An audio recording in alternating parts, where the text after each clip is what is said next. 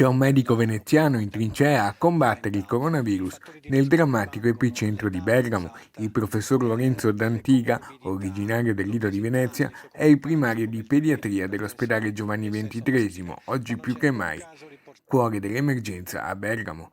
Dirige anche, nello stesso ospedale, il centro trapianti più grande d'Italia, un luminare a livello mondiale, molto legato a Padova, città dove si è laureato e dove risiede la sua famiglia. Vorrei dare un messaggio alle famiglie di bambini trapiantati o di bambini in cura per neoplasie o comunque con farmaci immunosoppressori. Non dovete aver paura, i vostri bambini non sono a rischio aumentato di sviluppare una malattia grave da coronavirus.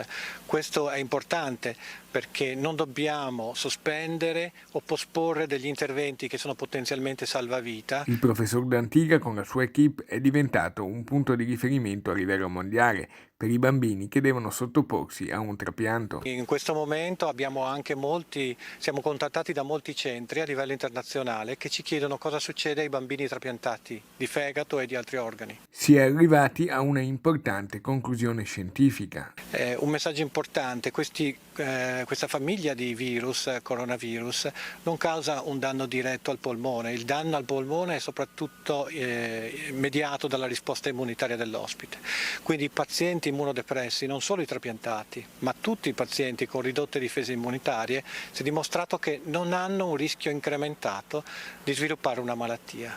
L'invito del primario veneziano è sempre quello di attenersi alle disposizioni ufficiali e di stare in casa per rallentare la diffusione del contagio da Covid-19.